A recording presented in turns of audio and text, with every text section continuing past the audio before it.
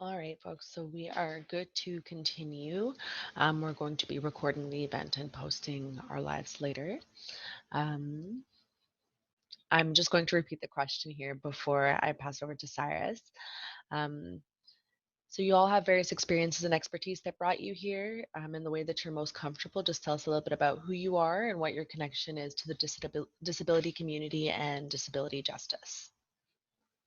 Yes, thanks so much for having me. I'm coming to you from Toronto, from the part that was underwater at the time of the Toronto Purchase. So it's the unceded territory of the Mississaugas of the Credit, Three Fires territory, territory of the Dish with One Spoon wampum, and also covered by Treaty 13.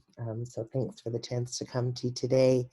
I have a lot of connections to disability communities, disability justice, as a Black, trans, disabled, and MAiD person who's been organizing for about 25 years around a variety of things, including Black liberatory, revolutionary organizing, and disability justice organizing. I'm one of the sort of founding uh, scholars in what is now thought of as Black disability studies, writing some early texts in the early 2000s about the need to make disability studies, the disability arts, the disability community that was intersectional, that was reflective of all of our experiences, not just white people's experiences. So really thankful for the work and labor of racialized disabled folks to bring forth disability justice as an opportunity to move away from these sort of whitewashed experiences of disability and to do more radical work in organizing. So yeah, I've been an organizer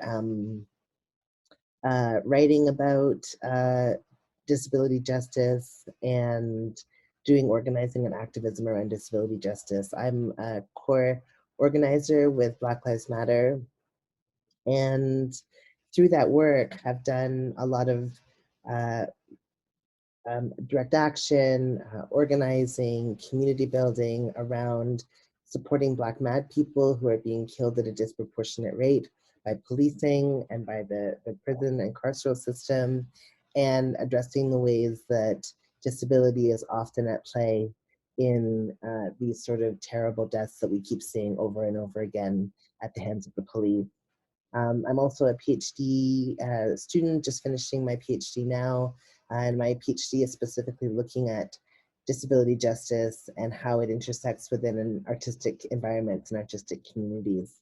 So I'm really interested in this conversation tonight, and I'm really thankful to be part of this conversation because, of course, what we know is we know that right now a lot of our people don't have what they need to thrive. A lot of Black and Indigenous, disabled, deaf, and MAiD folks don't have what we need, not only to just survive, but not only to thrive, but even just to survive in this world. And so, access to good care, access to medical supports without medical bias that comes with it, and all of the stigma and transphobia and anti-Blackness that comes with it.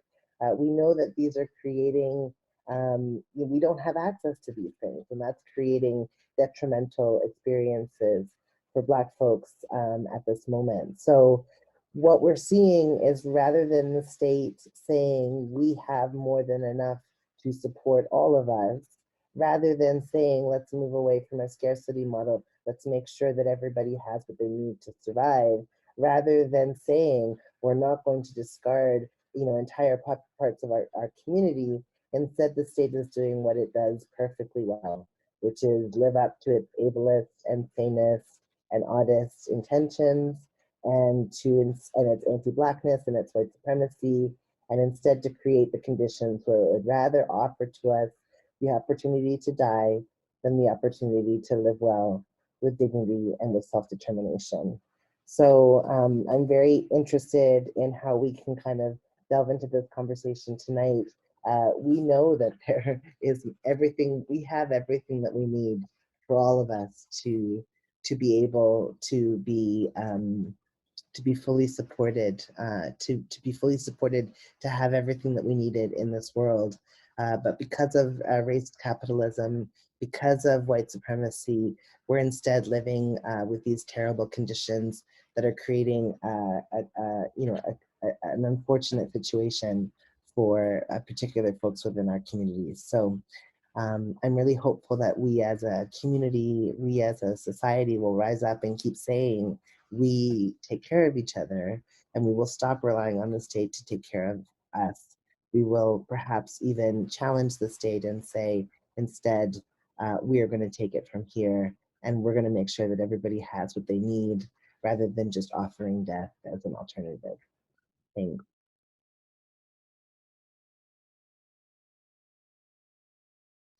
Thank you so much for sharing with us, Aris. And if we could hear from you, Emil, a little bit about what your connection is to the disability community and disability justice.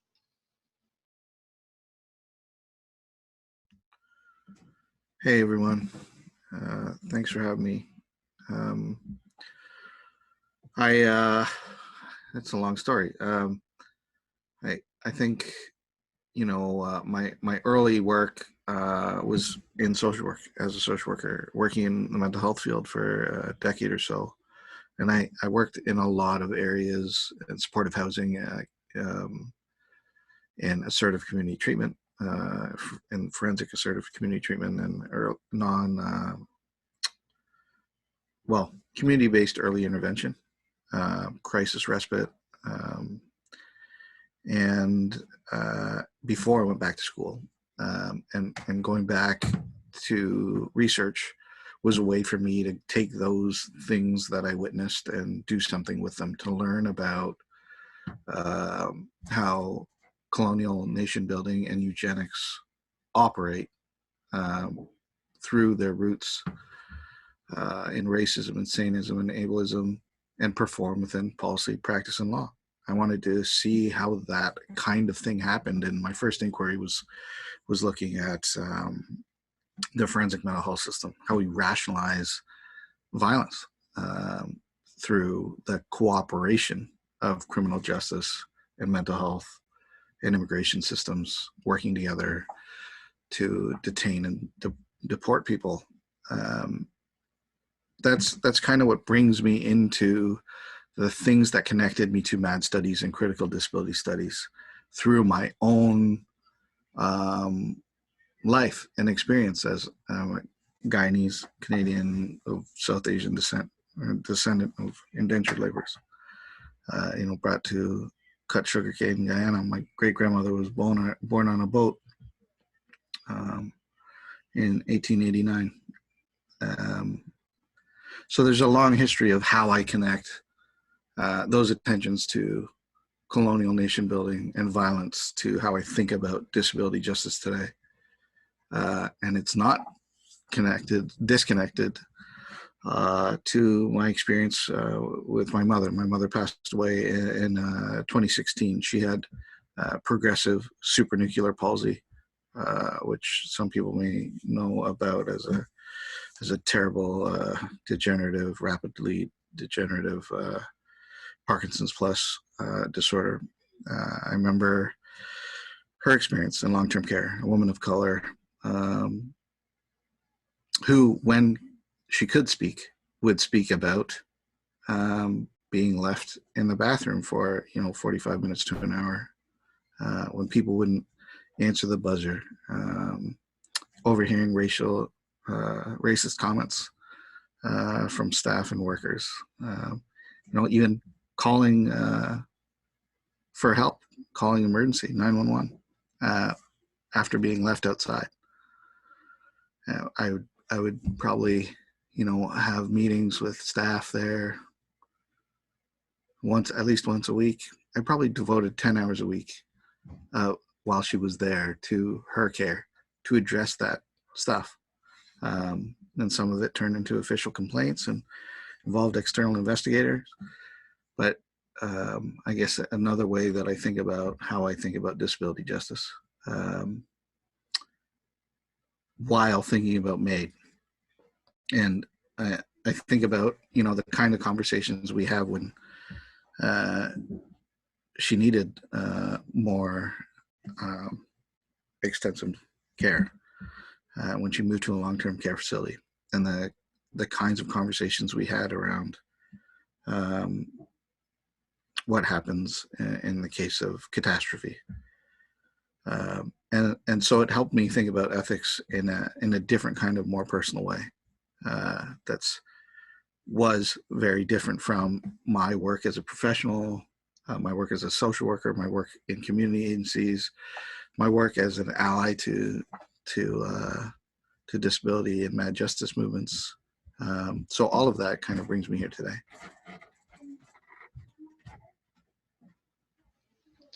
Thank you for sharing that with us. I think my next question here is for Cyrus. So you're a leader in the Black community and in your fight against white supremacy, and also a longtime MAiD justice and disability justice advocate or activist. Please explain in your eyes what Bill C-7 can mean for Black disabled people in regard to medical coercion. What has the fight against eugenics looks like for disabled people in Canada, and how does Bill C-7 play into this for our community? Yeah, absolutely. I mean, first of all, I'll just say that we know that MAiD is made for some of us. That MAiD has been created. Oh, my videos are. Sorry, folks.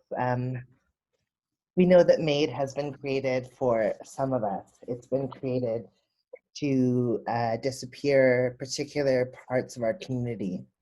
And so what I was talking about earlier about this relationship between race and disability is really relevant here because, you know, I ran to get a glass of water, so I'm short of breath. But the way that race and disability play out here is that it means that Black and Indigenous and BIPOC folks are going to be encouraged at a disproportionate rate to take MAiD as an option because they're already disproportionately underhoused, getting poor, like worse medical care, you know, often underemployed, like all of these things, right? We know that eugenics in general is a system that is alive and well in our society. It's dyed in the wool of what happens here in this northern part of Turtle Island. We know that it has encouraged us to separate out entire parts of our community, to try to disappear, to try to, through an attempted genocide of disabled people, to try to remove us before we're even born through prenatal testing and through all sorts of things that continue until this day, forced sterilizations of Black and Indigenous women and trans people, and so much more. We've been used as test subjects. We've been used for this bizarre psychosocial experiment that they're doing currently with pushing MAiD on those who need help the most. So there is an attempt through eugenicist practices to eradicate us from the population. And I think that that is, you know, particularly true for Black and Indigenous disabled, deaf, and MAiD communities. And so what we're concerned about here is not a situation where, you know, disabled, deaf, and MAiD folks are given a choice and they are able to freely consent, because that's not exactly the issue here. That what we're saying is that people are often being given this as their only alternative to the terrible piss poor treatment that they're given within an ableist, racist, transphobic and homophobic, anti-migrant, and classist society, you know, that is set up to make sure that some people have a terrible experience in this life, right? So I think that, you know, this is why we are concerned. You know, everybody should have what they need in order to thrive in this life. We have people who are literally making billions and billions of dollars, you know, in you know, every quarter of a year, you know? Like, this is absolutely outrageous that we've chosen to create the conditions where there is such a split between those who have and those who don't have. And because of ableism, saneism, and ondism in our society, we've ensured that disabled people are underemployed, are underhoused, and are often shut away in institutions. I'm somebody who has a long experience of being institutionalized. You know, I was in psychiatric detention and psychiatric institutions for sometimes as long as a year in the system, in and out, in and out, in and out, or for long, long periods of time. And, this is, it is such a traumatic and toxic experience. It can be because of the medical injustice that we experience in these environments, because of the carceral logics that we experience in these environments. And it's exactly in the moments when we're asking for help or for more liberation or for more self-determination that the option instead is given to us. Well, why don't you just take this? If this is no life, just end your life, But I would also challenge that in relation to mad people, because it's not as if mad people, when asking to end our lives, are given free choice to do that either. It is intervened, at all levels of the state. So yeah, a lot to think through in relation to eugenics.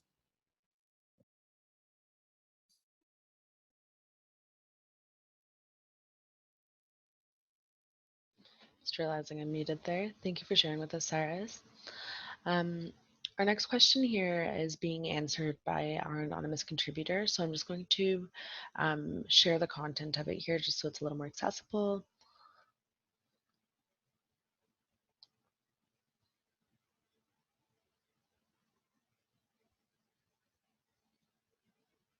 All right.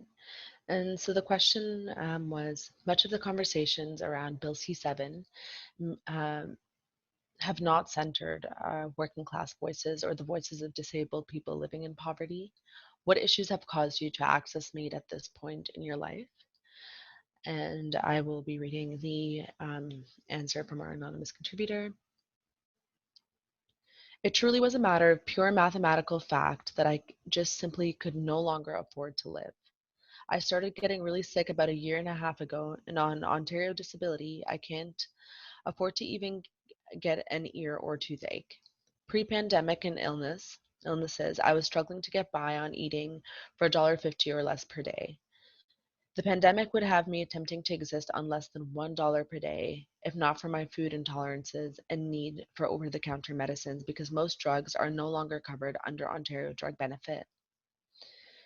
Needing to purchase over-the-counter medications, coupled with my food intolerances, maxed out my $2,000 limit credit card and drove me deeper into my overdraft until I hit my limit, so that when my $800 disability check arrives, it's only for $300 because the rest is an overdraft.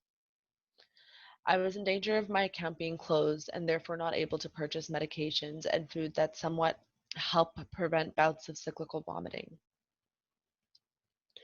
With those guardrails removed, I would be 10 times as sick, and I didn't want to suffer for months waiting to be approved. The math was clear, and that the time to start the assisted suicide process was now, especially with no signs of hope for increases coming down the line.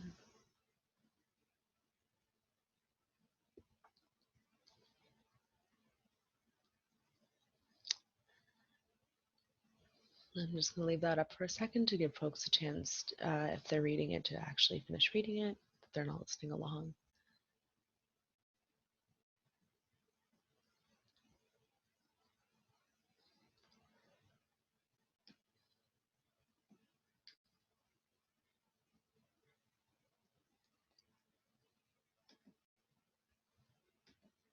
I'm just going to send it in here as well.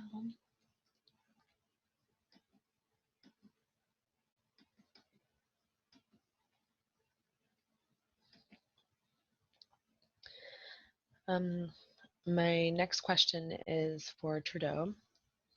So you've supported the current law as an expert witness, but are against Bill C7 and this amendment. Can you briefly explain the context of MAiD and what Bill C7 means for the rest of us? Can you give context of how this is different than in other countries?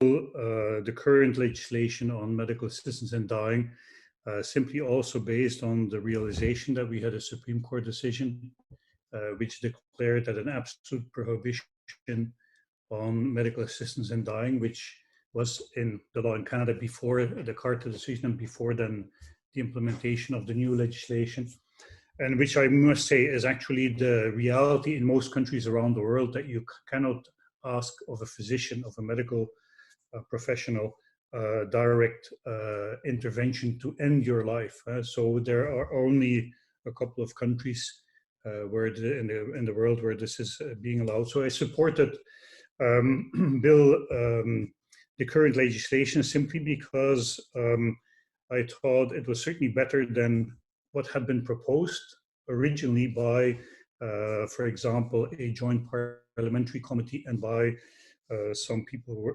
working in health policy and law and bioethics, who suggested that we should immediately have had a open-ended system of medical assistance in dying, which Bill C7 is now trying to implement. So I defended the current legislation, particularly because I have been looking for years at how euthanasia, as it is being called in Belgium, the Netherlands, has developed over time, particularly in the last 10 years in Belgium and the Netherlands.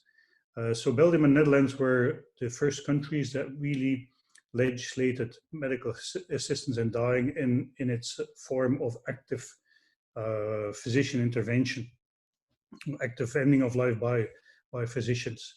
They did so in 2002, and the Netherlands had already a practice before that, based on basically allowing with prosecutorial guidelines the practice before 2002. Other countries, particularly several states in the United States, have legislation that allows physician-assisted suicide, which means that people can ask for medication that allows them to terminate their own life. But the restrictions in the American states, and also, for example, in Victoria, state of Victoria in Australia, is that you can only obtain that kind of support, medication to end your own life, when you have a terminal illness. So when you have a particular diagnosis of a terminal illness, which in the United States states that that allow this is a prognosis of 6 months to live. Belgium and Netherlands don't have that restriction, and actually, again, allow physicians to end the life of their patients. What we have seen in Belgium and the Netherlands is that although the majority of cases, and I must say the majority of cases also in Belgium and the Netherlands, continue to be people who are approaching their death, who are suffering from a terminal illness, such as a cancer or a specific other terminal illnesses. But the majority of these cases continue to be cases of people who are opting for medical assistance in dying or euthanasia to facilitate the dying process, to control the manner and the timing of their death, I would say. What we have seen, though, in the last 10 years is that we have an increase, a very significant increase in the number of cases that we see in that jurisdictions. And cases have been rapidly increasing, actually, in the last 10 years, particularly. The Netherlands has more than 4% of the overall deaths are now people who die by euthanasia. But we also have seen, and this is, I think, more problematic, and this is what we fear with Bill C7, is we see increase of cases of people who are not close to their death, meaning people who are suffering from a significant chronic illness or disability, or simply elderly who are not terminally ill, who don't have a specific diagnosis of a terminal illness, who may suffer from a variety of ailments that many of us at a certain age suffer from, often overlapping with disabilities as well, but in and of itself, not people who are in the process of dying. So we've seen a significant increase of these cases. We've seen a gradual development, although it's still quite limited, of people who are suffering from mental illness. and who are asking for medical assistance in dying when they are suffering from depression, schizophrenia, obsessive compulsive behavior, other personality disorders, people who have been identified as having autism have been given medical assistance in dying for the suffering arguably associated with autism. So we have a broad variety of mental health related or cognitive disabilities that have led to medical assistance in dying. And at the same time, we've seen still problems with transparency in the regulatory system. We continue to see, because one of the arguments is that we need to legislate this form of practice so that we know why people are asking for it, what doctors may otherwise be doing as well. Well, we still see problems with lack of reporting of euthanasia cases, medical assistance in dying cases. We don't have so much information about why people are asking about for euthanasia or medical assistance in dying. And then when I think about how that would apply in the Canadian context, I see that particularly already in the context of the pandemic and with the current bill, which has where the restriction to death is more limited than, for example, in all of the US states that have a terminal diagnosis as a condition of access. We already have practices of medical assistance in dying that go way beyond the strict end-of-life context. We have, I mentioned the case before of the Alberta man who was suffering from cognitive disability, who was suffering from depression, who was suicidal, is brought to the hospital.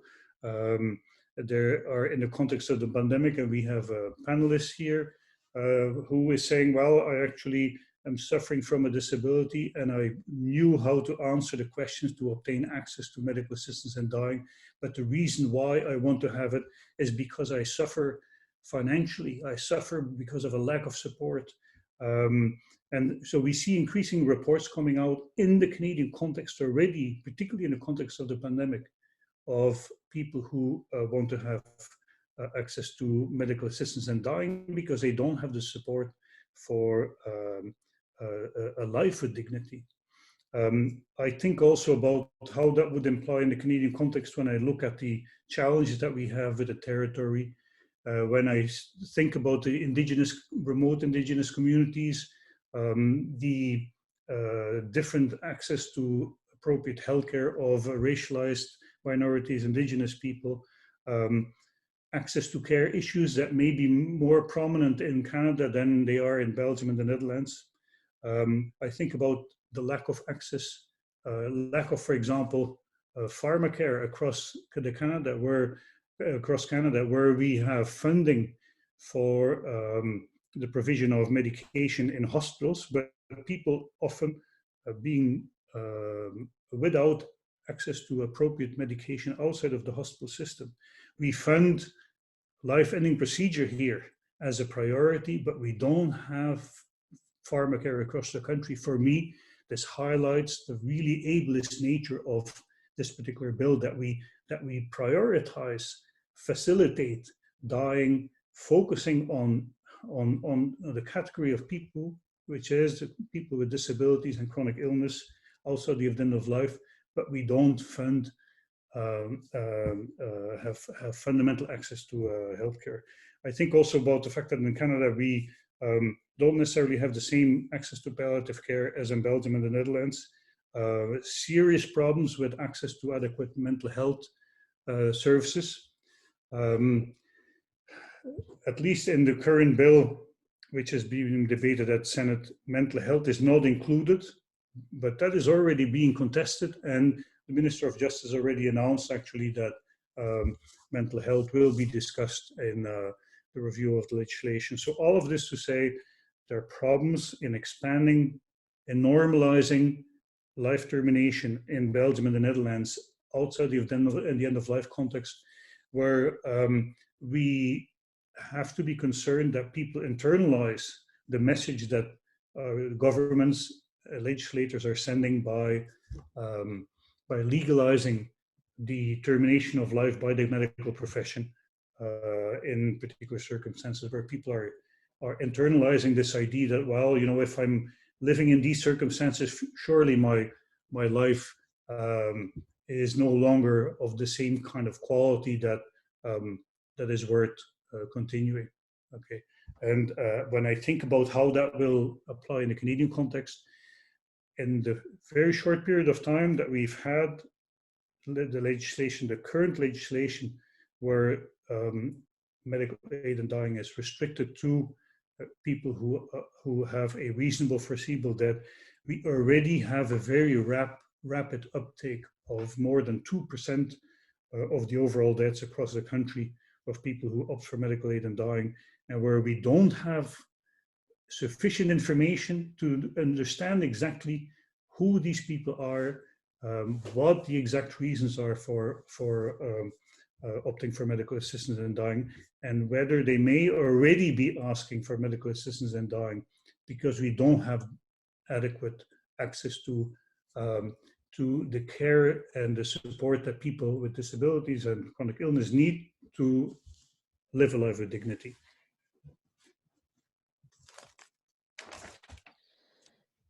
Thank you for giving us some further context on MAiD in Canada and where we are relative to other countries. For Emile and Cyrus, did you have anything to add to that, and talking a little bit about the context of MAiD in Canada versus other countries, or any commentary on that?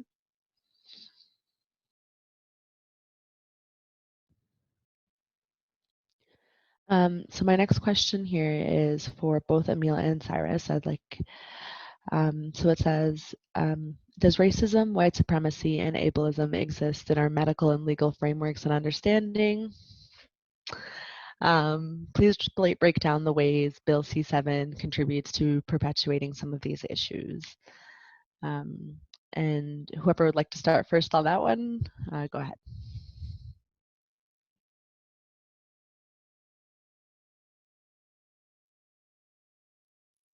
Yeah, I can definitely jump in. I mean, of course, yes, of course.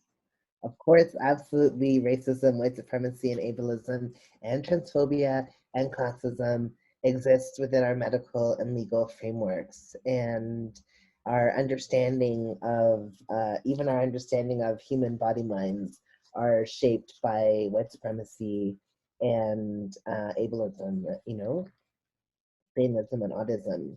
We're told that we have informed consent in the medical industrial complex, and we're told that we have impartial justice within the prison industrial complex. And of course, none of those things are true.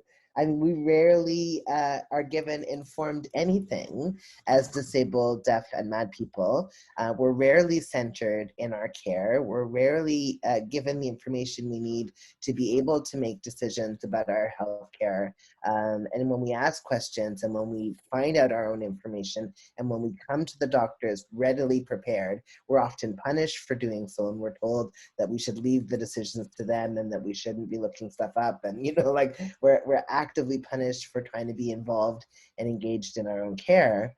So we absolutely are not approaching anything close to something like consent within the medical industrial complex. And then, of course, in the prison industrial complex, the legal system, the so-called justice system, we know that it was created intentionally to disenfranchise Black and Indigenous people, to clear us of the land, to keep Black people working on slave labor camps in order to fuel settler expansion all across Turtle Island. So, you know, the racism and white supremacy and ableism is deeply dyed in the wool of our medical and legal system. It's in fact what they're predicated on.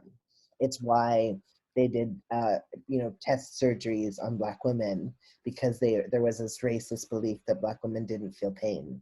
You know, it's why they did forced sterilizations of Black and Indigenous people to try to ensure that we didn't reproduce, that we didn't, actually have self-determination and freedom. And it's why we find ourselves today having a conversation about why it is that in particular Black and Indigenous and racialized disabled people are being offered MAiD before they're being offered anything else that would improve their livelihood or their support or their networks or their care, pod in this society. So Bill C7, of course, contributes to perpetuating the racism and the ableism of these systems. It does nothing to actually transform the conditions. The anonymous speaker who is speaking with us today on the panel is talking about not having the financial resources in order to make their life sustainable. Well, we're living in a world where there are people who are making that status that happens in the beginning of January every year, where on the first or second day of the year, billionaires have already made what we make in a year in their first day of work or whatever. We're living in a situation where Jeff Bezos makes the money that he makes, and the rest of us are having to make a decision about whether or not we can afford to keep living on the planet, like literally whether we can afford to stay alive. That should be alarm bells for every human being who's living with any type of human dignity on the planet in this moment. If you're not involved in struggling against those kind of conditions, I don't know what you're doing, to be very honest, because it is so outrageous. It is so absolutely outrageous. If people are living in the conditions in long-term care homes, in psychiatric detention, where the conditions are so deplorable that the only option we're being given is, like through Bill C7, is rather than changing the racism, rather than changing the sexism, rather than changing the terrible conditions, we're just being told that, the only option that we're being given is death. This happens again and again. I can remember some particularly terrible things happening in the psychiatric detention that I was in one of the many psychiatric detentions that I was in. And I can remember, terrified, running to the nurse's station to be like, oh my God, I was just, this whole thing just happened. And she said, what do you think happens here? As if I was just supposed to accept the conditions. I was just supposed to accept that these violent, horrific things were going to happen because that was my lot in life. That was my reality as a mad Black person. And I think that, this is what we're rallying against. We're saying no, absolutely not. We want everybody to have an actual informed consent. We want everybody to have, access to a sense of accountability, a sense of community care, and a sense of true justice. And we want that for all disabled, deaf, and mad people. And, if this bill is just going to be used to disappear those of us who are seen as the problem, those of us who belie the myth of this neoliberal society, then we're going to rally against it with everything we have. Because they're literally going to be killing our people when what we need is help, what we need is support, what we need is to share the resources and wealth that there is ample amounts of on this planet. And we need to uproot and dismantle white supremacy, and then a lot of things would start to change. So I'll end it there, but that is definitely embedded in the medical injustice system. The medical injustice system, absolutely. Thank you for sharing with us, Iris. Emil, do you have anything to add to that?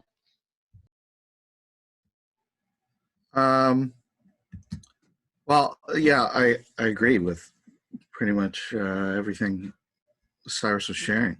One of the, I think, more disorienting things about what I read about the positions on MAiD is that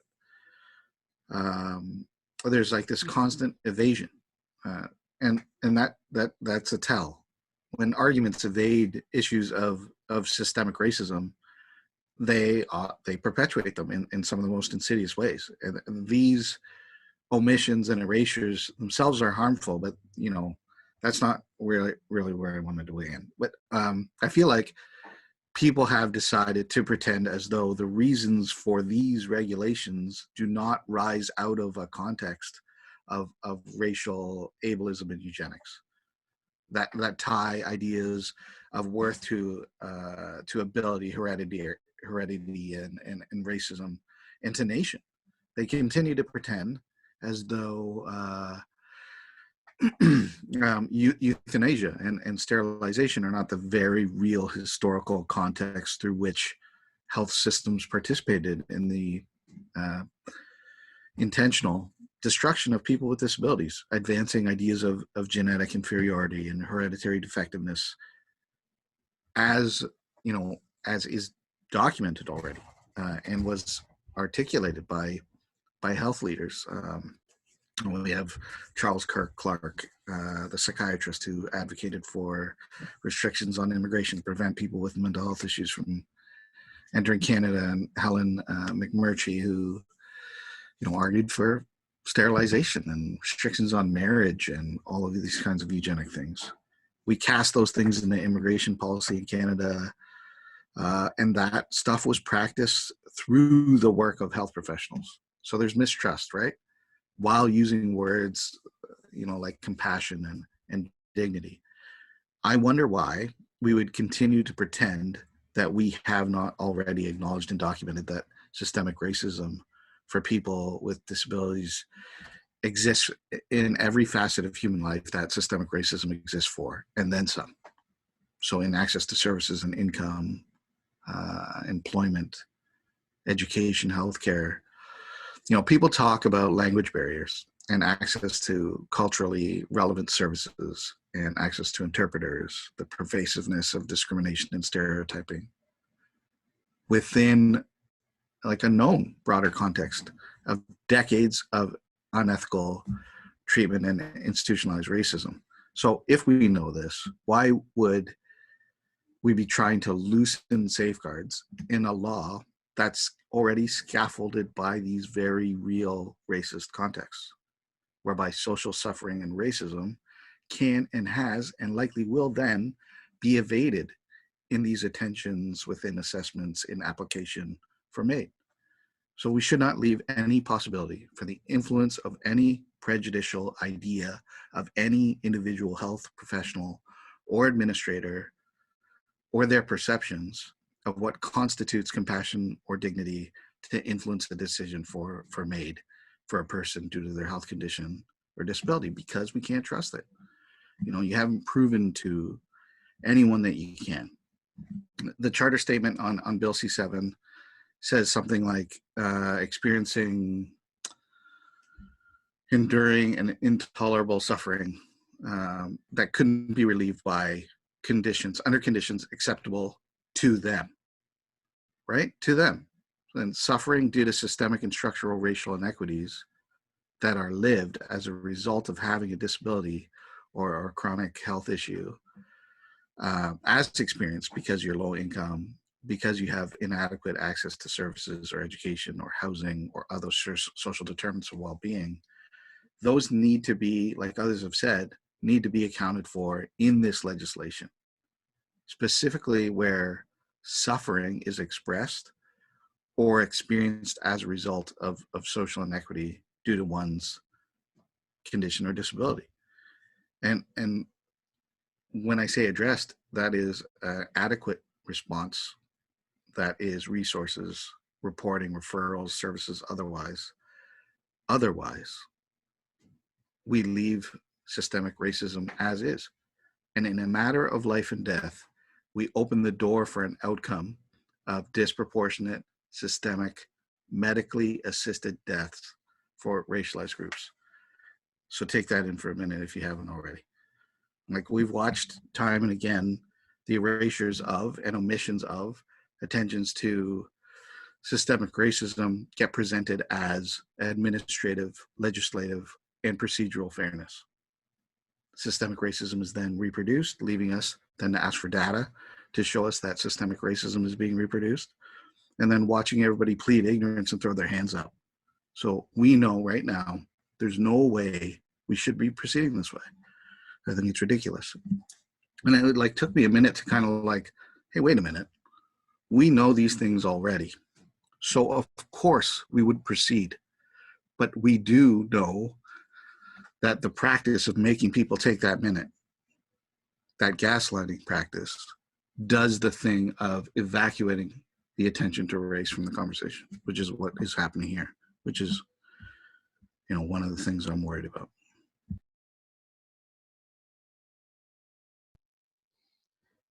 Thank you so much for that honestly really heavy but interesting answer. Did anyone else have anything to add to this final question before, like any final thoughts or comments before we take a 10-minute break?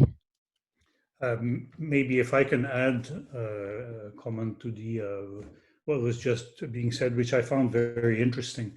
I can tell you that in the debates in the legal community, even the bioethics community on medical assistance and dying, it's rare to have an acknowledgement of the contextual nature of suffering.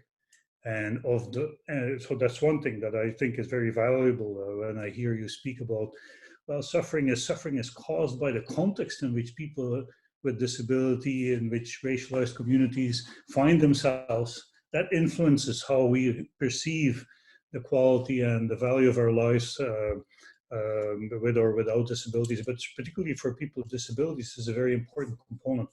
I also appreciate your reference to the history, which has been, and I've participated in several discussions around medical assistance in dying, including those organized by the Council of Canadian Academies expert panel. And reference to the history of eugenics has been largely considered a taboo.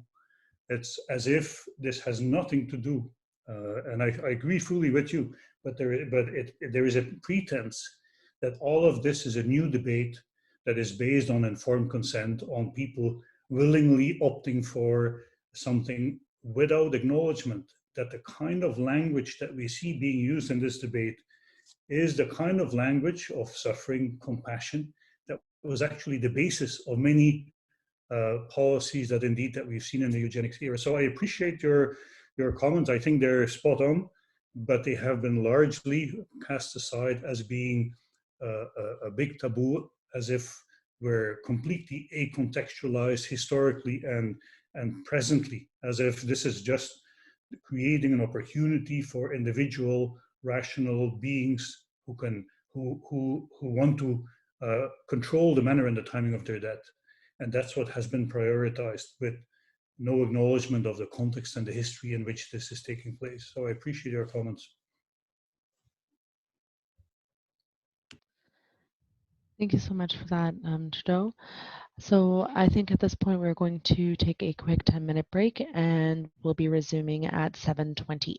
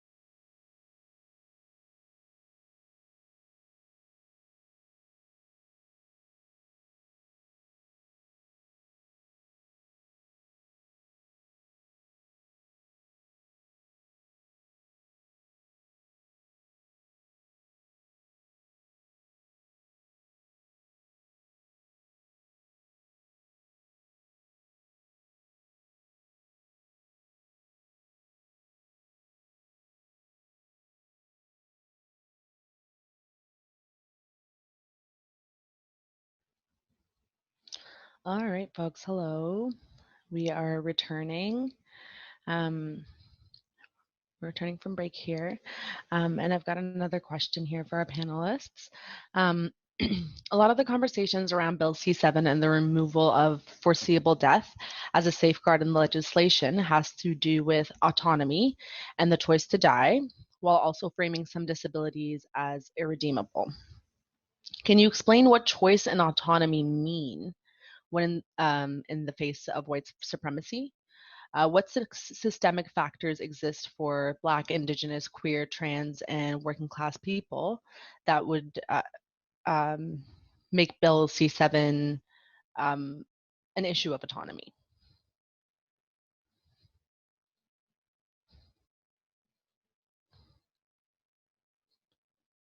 Whoever wants to take it first.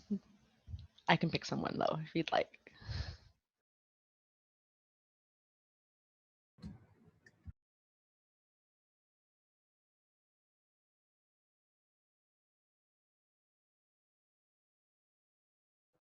Um, I can definitely go first. I mean, one could argue that under the conditions of white supremacy, Black, Indigenous, and racialized people don't have the opportunity of choice. We don't have the opportunity of autonomy because the conditions of white supremacy are such that the only acceptable form of our bodies is in an experience of death, right? So, you could definitely argue that the work that we have to do necessarily has to be this sort of deep uprooting of white supremacy if we're ever to get close to some sort of mad justice or disability justice, or anything close to that, because otherwise we will continually be living under the conditions where we don't have the opportunity of self-determined consent. We don't have the opportunity for that. I think that this question about the systemic factors that are affecting, particular communities, from an intersectional lens, we have to understand that, we have failed to do what the Combahee River Collective was asking us to do in the 1970s. They said we have to work to make the world safer for those who are most marginalized. And if we do that, we are necessarily making the world safer for everybody else.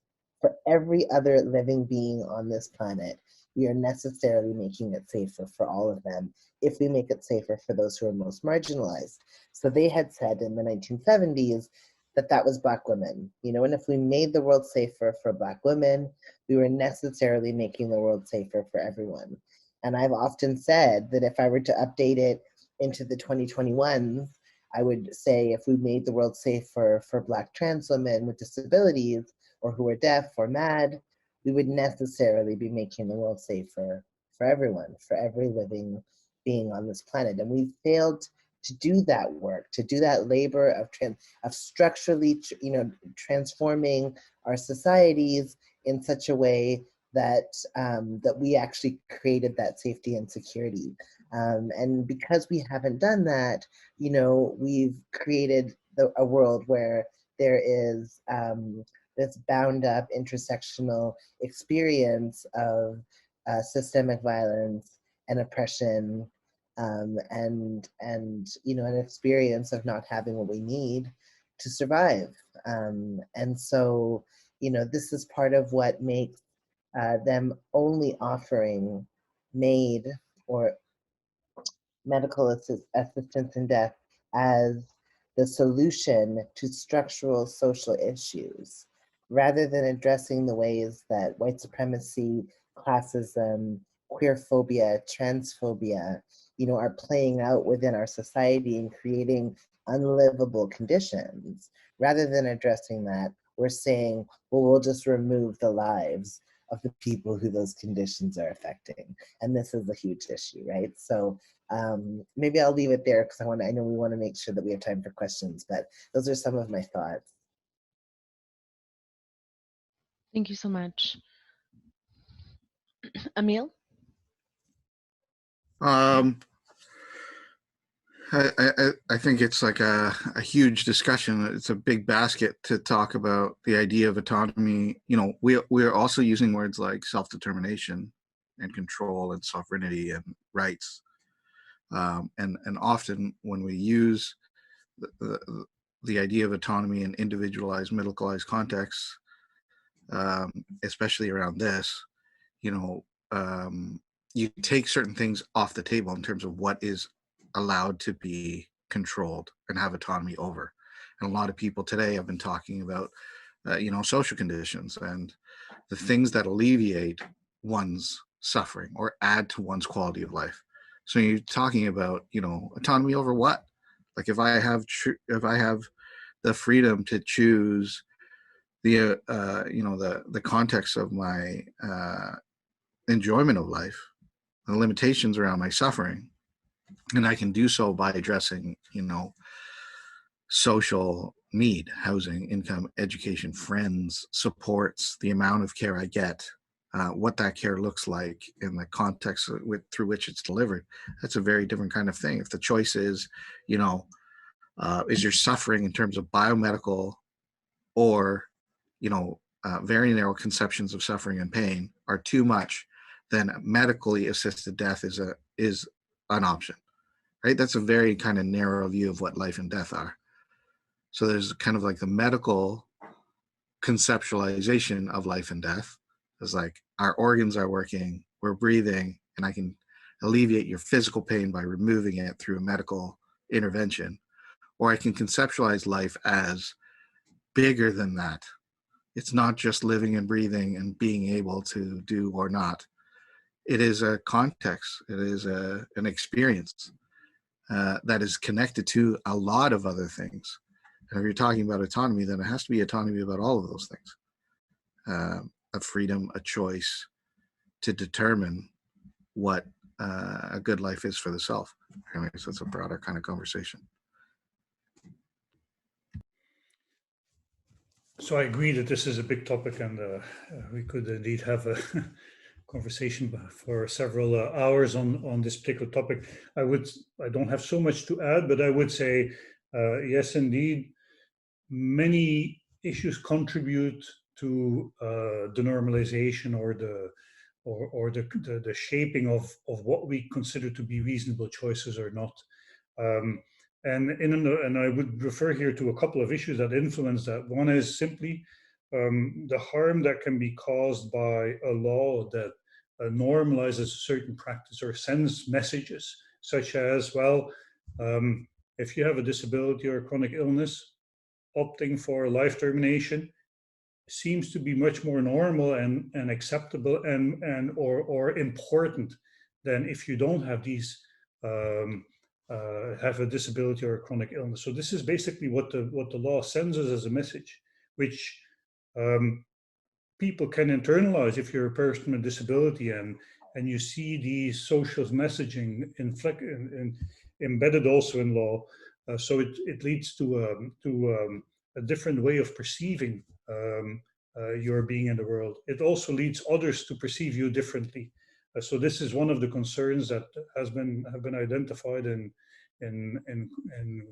countries, for example, in Belgium and Netherlands, where we see a normalization of the offering of active intervention by physicians to end your life when you suffer from a variety of ailments. At the when you're of a certain age, so ageism reflected in legislation and then in the practice that changes the way people perceive themselves to be. But I would also emphasize here, when people are emphasizing autonomy and self-determination, obviously we all value that, but as the other presenters pointed out, it's choices in a particular context. Medical care is one of these contexts where, for sure, there is a strong connection between how the medical system behaves towards you and how you perceive your own choices to be reasonable or not reasonable. So in that context, I would say we know, and there is documented evidence, that the ableist presumptions already influence the kind of options that healthcare providers offer to people with disabilities. We know that people with disabilities, and we all, obviously, I would say nearly all people here who will be listening, will find situations where they felt that, yes, I had a choice, but I really was intimidated by the system, the healthcare system, by the health professional who was telling me what to do.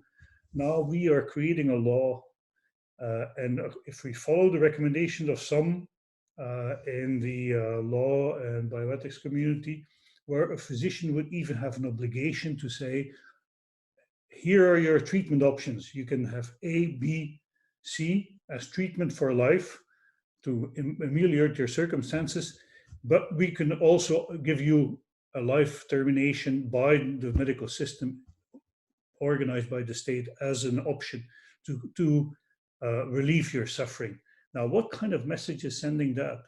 And contrary to all of the other countries in the world, there's no other country in the world that would have, as Bill C7 will, if Bill C7 is implemented as it is proposed now, Canada will be the only country in the world where the physician doesn't even have to say, well, there are a wide variety of options here to save the person's life, but the person can just jump over them and opt for termination of life as an option.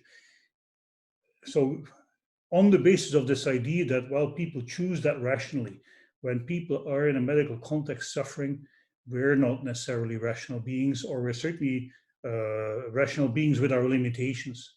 So here we would have a system that basically says, well, if you don't believe that these treatments will work for you, we can certainly offer you life termination as a therapy. I think that's unprecedented. It doesn't exist in other countries in the world, even not in the liberal regimes that we have in Belgium and Netherlands.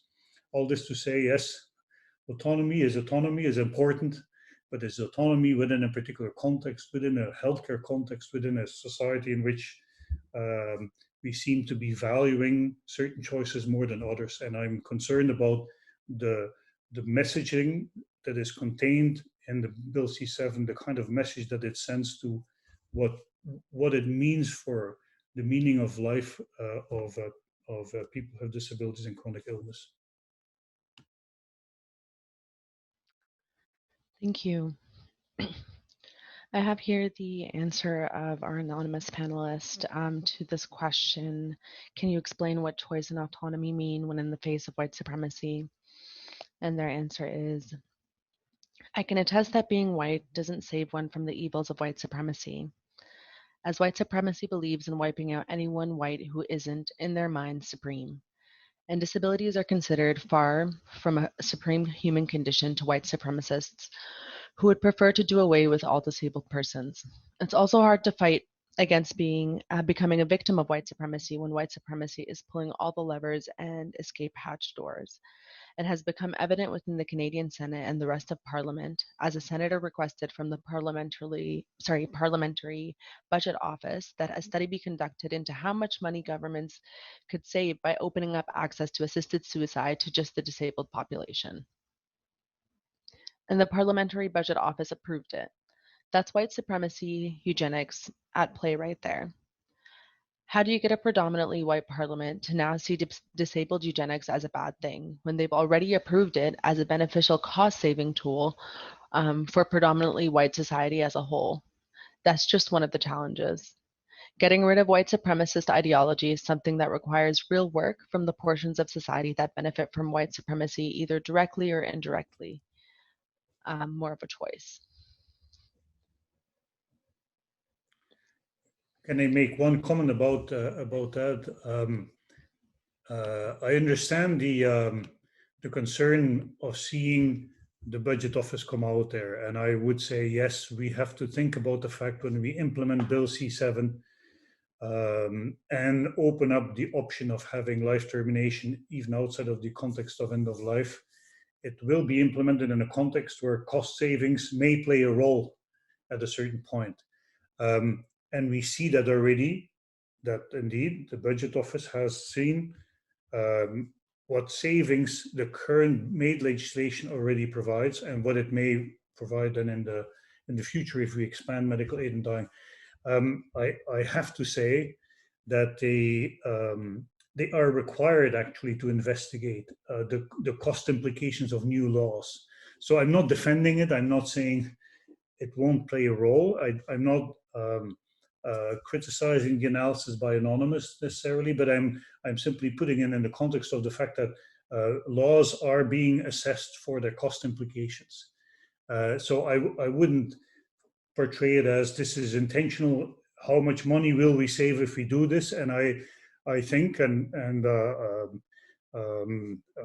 panelists can disagree with, but I don't think most of the people who would defend the medical assistance in dying expansion do so explicitly for reasons of costs, although there are people who have already defended it for how it will save costs. But I think it's undeniable that it will lead to a situation where cost savings may play a role in the future. So anyway, so I'm simply want to contextualize here. It's not an unusual thing to have a cost implication assessment of the new law, but indeed, it raises questions: is this an easy? Will this influence people's or governmental thinking about the advantages of this kind of legislation? I think that's a fair question.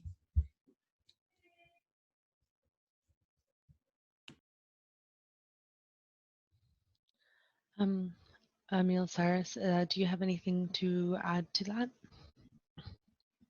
Good. All right, so we're going to move on here to our final question, and it is specifically set up here for our participant who is going through the MAiD process. And so I'm going to read their answer here and read the question.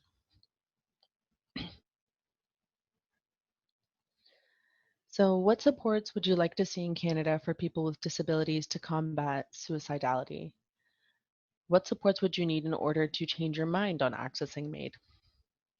And Anonymous here says, it's truly as simple as raising rates and getting rid of entities that keep people in deep legislated poverty on purpose in order to benefit themselves while harming disabled people and driving them to suicide. The Prime Minister of Canada states that $2,000 a month was the minimum that a person needs to be able to survive in today's economy, and the rates need to immediately be brought to that livable level in order to prevent suicides, and it ought to be retroactive, as we've had to substitute food for COVID survival supplies without the financial supports to do so.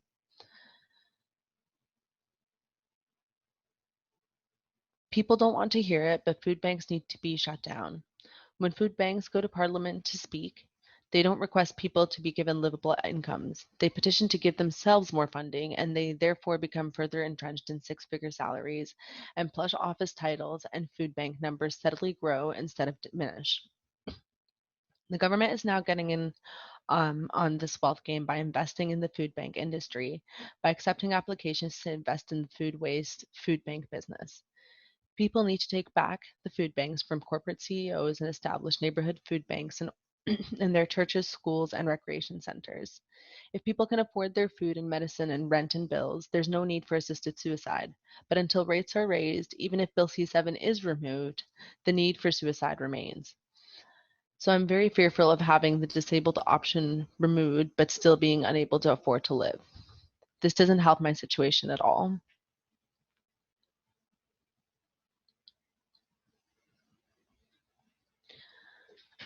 Do any of the other panelists have anything to add to that?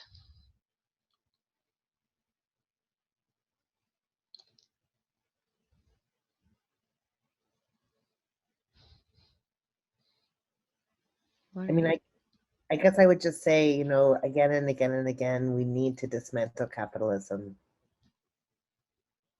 Absolutely.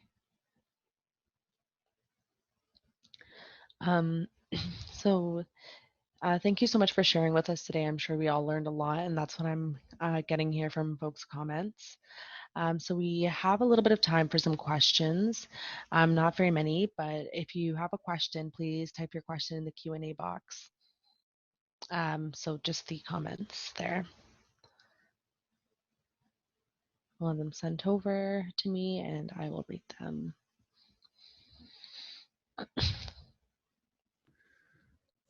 So maybe, can I say maybe something, because I saw that this came up in a question as well about, and this is also what Anonymous raised as an issue, which is the difficult question that people often raise as well. In the alternative of having adequate support, we need at least some solution, and the solution may be an expansion of medical aid in dying. So the concern that by removing an option for medical assistance in dying out of poverty or out of suffering, in the absence of providing dignity in life, doesn't really help. I realize that. Obviously, the priority should be absolutely that we address the underlying context that may lead people to have to opt for medical assistance in dying or suicide, and to focus on that and to really fully invest in that. Now, I am very concerned about the argument, well, we at least have to give some solution, so why don't we legislate medical assistance in dying, and at least we have that for people who are suffering. I think I can see the temptation to put that forward, but I can see it's an easy way out for the system to basically not address the fundamental problems, and it takes away all of the incentives that we should have. Not all of the incentives, but certainly some of the incentives of really addressing the underlying problem. And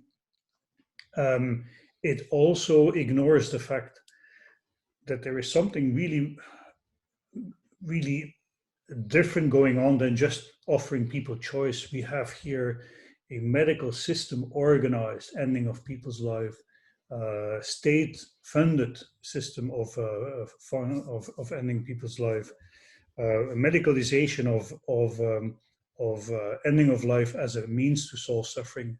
So it's not just neutral offering of choice, and I think my other panel members certainly have emphasized that as well. It's a larger context in which we see this practice developing and influencing people in the way they think about what's the valid option.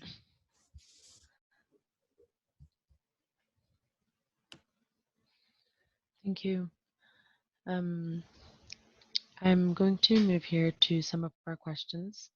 I think this is a kind of great futuristic note to end on that Rain here has sent me from the comments. So the question is, I'm interested in hearing panelists on what would it look like if we shifted from an individualistic scarcity mentality to mentality of abundance, where community care is actually valued rather than having people being problematized by being thrown in long-term care facilities and institutionalized. So sort of imagining a different world and what that might look like.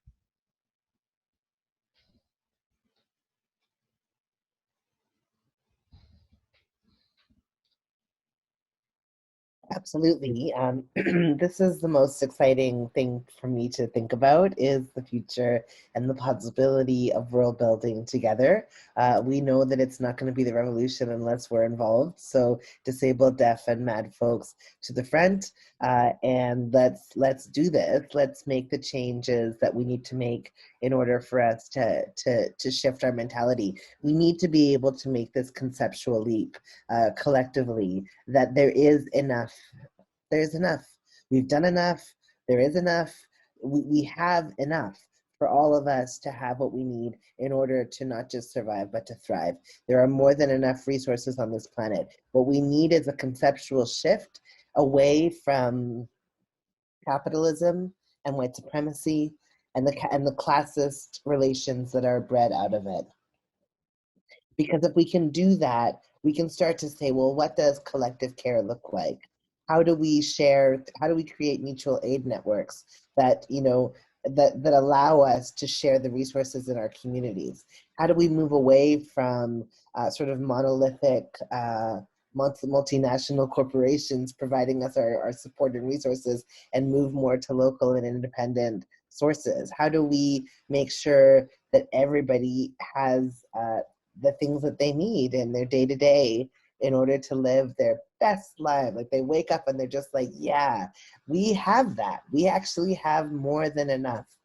Right now, because of capitalism, the Earth's resources are literally being dried up. We are literally being dried up. They are using up all of us as we work ourselves in these 70-hour weeks, grinding ourselves into the ground through capitalism. We could choose to end this. We could collectively say, enough. We don't want to live like this anymore. We want to create accessible futures. We want to create disability justice futures. We want to create a world where everybody gets to crip their time, where everybody gets to slow down, where everybody gets to rest, where everybody has food and shelter and friends and connection and jobs and all, or, you know, work that they enjoy, whatever that looks like. Everyone has the things that they need to have fucking amazing lives. We could collectively build that together. And actually, people already are. I mean, these things are already being created. So it's not even like we have to start from scratch. We just have to, you know, water the seeds that have already been planted. Just support the people in our communities who are already doing this work.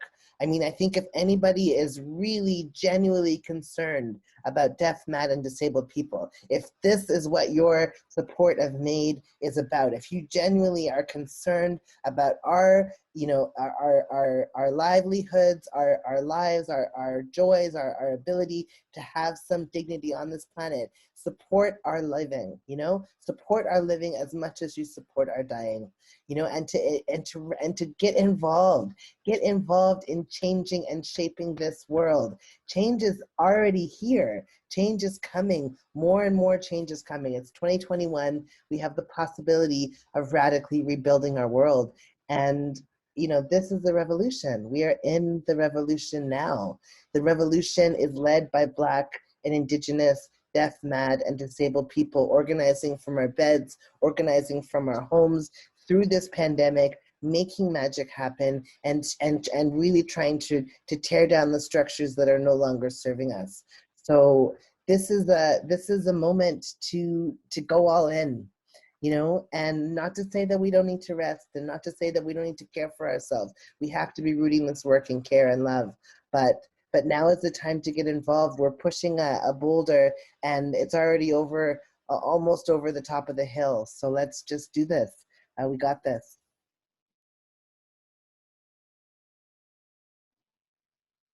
Yes, incredible. I was over here stopping the whole time. Everything you were saying was so on point and wonderful. Thank you so much. Uh, Emile and Trudeau, do you have anything to add to this vision of a future that is different than what we have right now?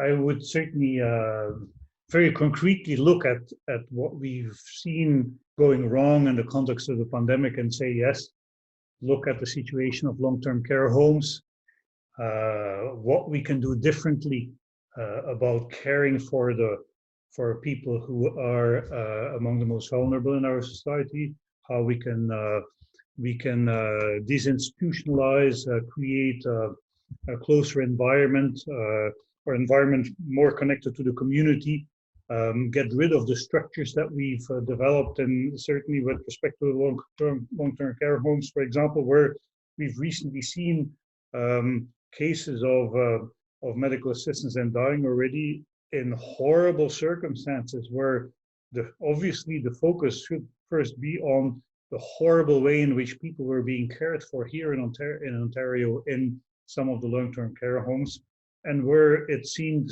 acceptable to end the life of the person, even if the person was in the process of dying or would have died anyway, to end the life of a person in the horrible context in which they were living is so distressing. So I'm let's say enthused by the enthusiasm changing the institution, changing the way we deal with these things. Yes, for sure. In the context of the pandemic, we've seen already that some things really have to change the way we deal with people, the way we deal with people who are sick, who are seriously disabled, how we should transform long-term care institutions in something very different, how we have to create more supportive housing in the community and focus on that. So I would say yes. The pandemic is definitely a reason also to open our eyes on how things have to be reorganized in various sectors, and it seems strange to push in that particular context so hard for a bill that is so radical in its suggested solution to suffering. Emil, any closing thoughts? I would agree with what Cyrus and Trudeau have been saying, that we can imagine beyond the confines of the choices that people are giving us. Often we talk about ethics, and the kinds of ethics we're hearing more about are what we call deontological ethics, the ethics of duties and oughts of professions, the professional ideas of ethics, rather than what the ethics of us in relation to one another in society. What could we be doing differently to imagine life and autonomy and care in ways that respond to people's needs via them, like via what they need, not in ways that think about very narrow limitations or very narrow and limited ways of conceptualizing life and death. And I think most of what we are sharing today was how we re-inject conversations about life into these conversations about death that are trying to remove attentions that continually map on to people, map death onto people rather than to map life into them.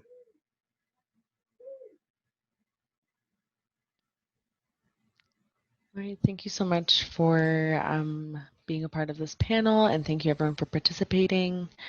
If you're riled up about Bill C7 after this panel, we invite you to call your senators directly and email them, email your MPs. We're going to be sending out instructions regarding how to contact your elected representatives and the Senate on this matter.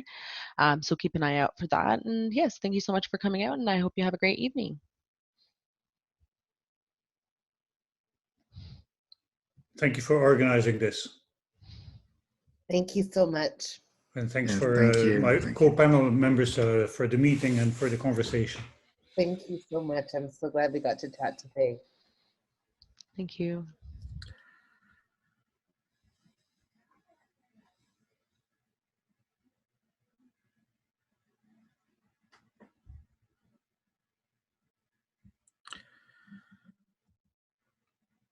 And if I can just add in, thank you to the ASL interpreters. Thank you so much. Really appreciate your work. Yes, thank you.